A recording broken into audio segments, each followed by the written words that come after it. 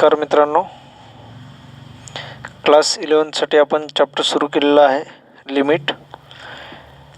त्यामध्ये पुढे आहे फॅक्टरायझेशन मेथड.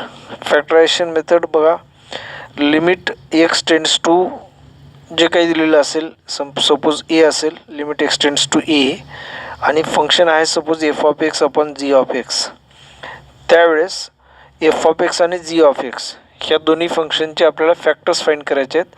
आणि ज्या ठिकाणी एक्सची व्हॅल्यू ए ठेवल्यानंतर ज्या फॅक्टरमध्ये व्हॅल्यू 0 येणार ते फॅक्टर कॅन्सल करून लिमिट अप्लाय करायचं आहे.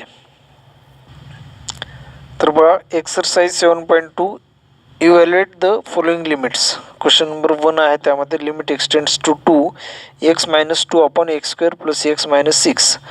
आता जो डिनॉमिनेटर आहे तो बघा x square plus x minus 6 ह्याचे आपण फॅक्टर फाइंड करू शकतो. पण त्या अगोदर आपण चेक करूयात की एक्सची व्हॅल्यू 2 जर आपण ह्या एक्सप्रेशनमध्ये ठेवली तर ह्या एक्सप्रेशनची व्हॅल्यू काय मिळणार आहे. बघा, एक्सची व्हॅल्यू 2 ठेवली 2 मायनस 2, न्यूमरेटर 0, एक्सची व्हॅल्यू 2 ठेवली 2 square 4 plus 2 6 minus 6 0 divide by 0.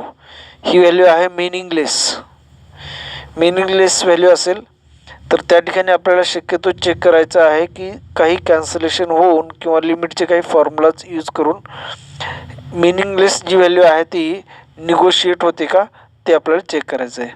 मग त्यासाठी बघा, limit x tends to 2 x minus 2 upon x square plus x minus 6. इथं फॅक्टर्स फाइंड करायचे आहेत x square plus x minus 6साठी. याचे फॅक्टर काय होणार बघा, हे क्वाड्रॅटिक पॉलिनॉमियल आहे त्यामुळं -6 कॉन्स्टंट व्हॅल्यू इंटू एक्स स्क्वेअरचा कोएफिशियंट 1 ह्या दोघांचं मल्टिप्लिकेशन करा, -6 आणि एक्सचा कोएफिशियंट +1. असे दोन नंबर शोधायचे आहेत की ज्यांचं मल्टिप्लिकेशन -6 आणि ॲडिशन किंवा सबट्रॅक्शन 1 आली पाहिजे.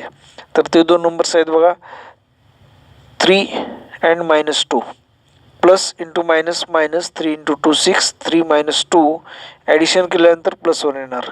मग हे जे फॅक्टर्स आहेत x square plus x minus 6चे जे फॅक्टर्स येणार आहेत ते एक्स स्क्वेअर प्लस एक्ससाठी लिहायचं आहे +3x मायनस 2x मायनस 6 ह्या दोन्हीत आणि या दोन्हीमध्ये कॉमन व्हॅल्यू घ्यायची आहे. X value common x plus 3, x स्क्वेअरमधून 1x कॉमन, 1x राहिला प्लस 1x कॉमन 3 राहिलं, -2x मायनस 6 दोन्ही व्हॅल्यू निगेटिव्ह, -2 कॉमन घ्या, एक्स मायनस 6 2 कॉमन घेतलं, या ठिकाणी राहिलं एक्स, इथून मायनस कॉमन, ह्या ठिकाणी प्लस 2 3 जा 6 x plus 3, x plus 3 common घ्या, दोन्ही ब्रॅकेट सेम आहेत, राहिलं या ठिकाणी एक्स मायनस 2.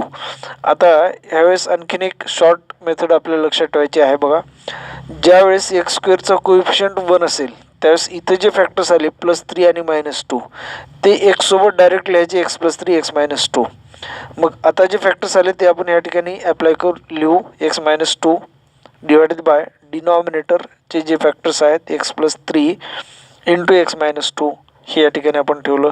म्हणजे limit x tends to 2 x minus 2 x minus 2 cancel. आता लिमिट अप्लाय करण्याची आवश्यकता नाही, एक्सच्या ठिकाणी 2 व्हॅल्यू किंवा हे लिमिट अप्लाय केलं, लिमिट एक्सटेंड्स टू 2 1 अपॉन न्यूमरेटरमध्ये 1 राहिलं डिवाइड बाय एक्स प्लस 3. आता एक्सच्या ठिकाणी 2 ठेवा, 1 अपॉन 2 प्लस 3, एक्सच्या ठिकाणी आपण 2 ठेवलं तर 1 अपॉन 2 प्लस 3 5 लिमिटची व्हॅल्यू आली.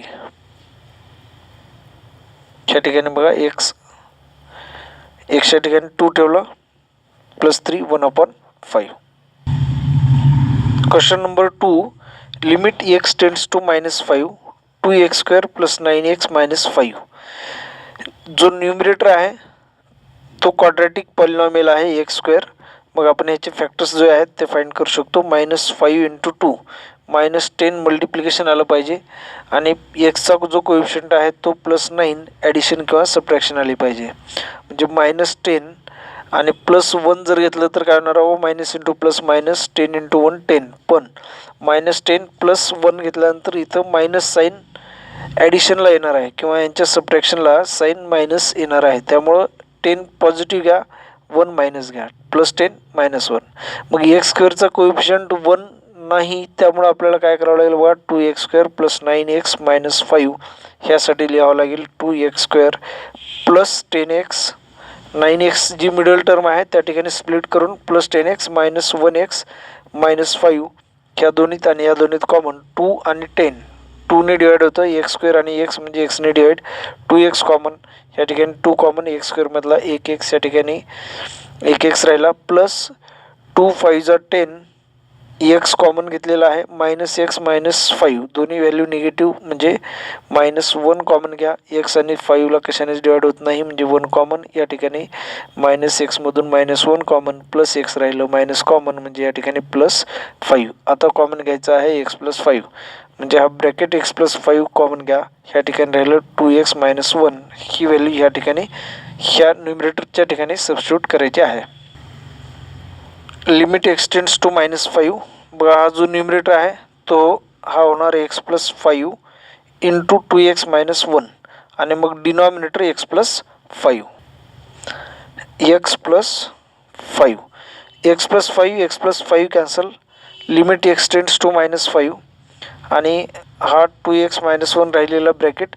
आता एक्सच्या ठिकाणी -5 सबस्टिट्यूट ह्या ठिकाणी करायचं आहे, 2 into -5 -1 plus into minus minus 2 into 5 10 -10 -1 -11 answer येईल.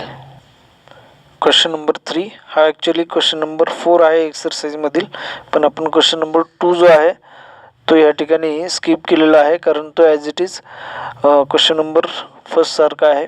फक्त न्यूमरेटर आणि डिनॉमिनेटर दोघांचे फॅक्टर्स फाइंड करायचे, कॅन्सलेशन करून मग एक्सची व्हॅल्यू सबस्टिट्यूट करायची आहे. आता या ठिकाणी क्युबिक पॉलिनॉमियल आहे त्यामुळे आपण हा क्वेश्चन घेऊयात.